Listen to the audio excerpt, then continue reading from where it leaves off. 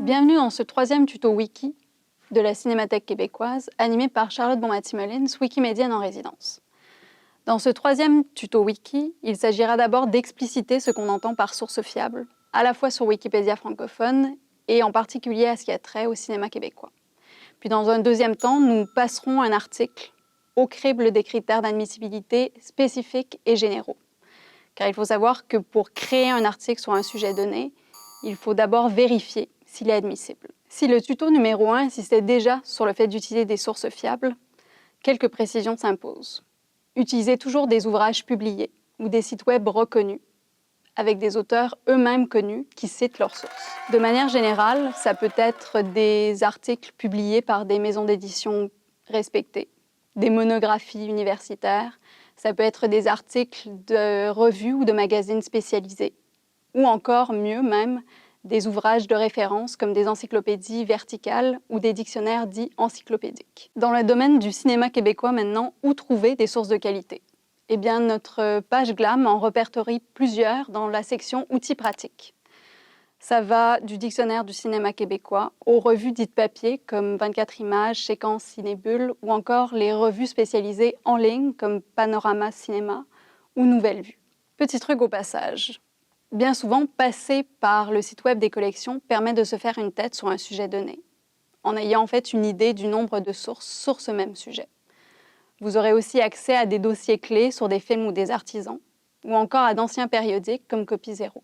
Maintenant que nous savons qu'avoir suffisamment de sources indépendantes sous le coude représente une étape cruciale pour démontrer la pertinence encyclopédique d'un sujet avant de lui dédier un article, reste encore à vérifier qu'il ait vraiment sa place dans l'encyclopédie en ligne. Pour ce faire, assurez-vous d'abord que l'article est compatible avec les 5 principes fondateurs et en particulier les 3 premiers qui ont un impact direct sur le contenu de Wikipédia. C'est-à-dire qu'il possède un intérêt encyclopédique, qu'il respecte la neutralité de point de vue et a un contenu légal et réutilisable sous licence libre, mais aussi qu'il respecte les critères de notoriété généraux ou spécifiques. Les critères d'admissibilité généraux s'appliquent à tous les articles, tous domaines confondus de la Wikipédia francophone. Remplir un des 2 critères généraux suffit à présumer, a priori du moins, de la notoriété d'un sujet. Le sujet doit avoir été l'objet principal d'un ouvrage publié à compte d'éditeur ou d'au moins 2 articles ou émissions espacées d'au moins 2 ans dans des médias d'envergure nationale ou internationale, ou être mentionné dans un ouvrage de référence comme une encyclopédie verticale ou un dictionnaire encyclopédique. Autrement dit, il s'agit de prouver que votre sujet est suffisamment notable pour qu'il ait déjà fait l'objet d'une couverture significative et durable, ou alors de s'attendre à devoir convaincre la communauté de contributeurs de son admissibilité. En particulier lorsqu'il s'agit de la création d'une page portant sur une femme, une personne LGBTQ+, ou issue des communautés autochtones, ethnoculturelles ou racisées. Quant aux critères d'admissibilité spécifiques, ils constituent une possibilité alternative de démontrer la notoriété d'un sujet, en prenant en compte les spécificités du sujet traité. Mais dans le cas du cinéma québécois, on vous recommande de toujours démontrer la notoriété d'un sujet à l'aide de 2 sources secondaires espacées d'au moins 2 ans, c'est-à-dire d'être admissible à la fois aux critères généraux et aux critères spécifiques. Exception générale, vous êtes dispensé de l'exigence d'une notoriété démontrée sur 2 ans si votre sujet entre dans le cas d'une notoriété soudaine, mais qui serait clairement démontrée par un afflux de sources secondaires de qualité. Notoriété des œuvres audiovisuelles. Pour un court-métrage, c'est-à-dire de 60 minutes et moins, le film doit avoir été distribué en salle, y compris au sein d'une sélection de courts ou précédant un long-métrage.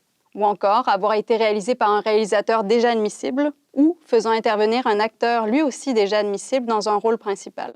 Ou encore récipiendaire d'un prix notoire ou de l'un des prix principaux d'un festival réputé. Dans le cas d'un long métrage maintenant, le film doit avoir été distribué en salle, sinon rien. Notoriété des personnes, dans le cas d'un acteur, l'acteur en question doit avoir effectué au moins 2 participations dans des films, courts-métrages ou séries qui ont chacune fait l'objet d'au moins une critique de longueur significative par des médias de portée nationale ou internationale. Pour un réalisateur, avoir réalisé au moins un long-métrage admissible ou 2 courts-métrages admissibles. Et enfin, pour un producteur, avoir participé à la création d'au moins 3 longs-métrages admissibles ou encore 5 courts-métrages dont au moins 2 admissibles. Pour ce qui est de déterminer la notoriété des entreprises, dans le cas d'une société de production, il suffit qu'elle ait produit au moins 10 longs-métrages admissibles ou encore 20 courts-métrages distribués dont au moins 4 admissibles. Si vous avez survécu à ces 3 tests d'admissibilité, vous avez définitivement tout ce qu'il faut pour affronter l'espace encyclopédique avec nous. À un dernier tuto près, puisque je vous revois au 4e et dernier tuto de cette série. À bientôt!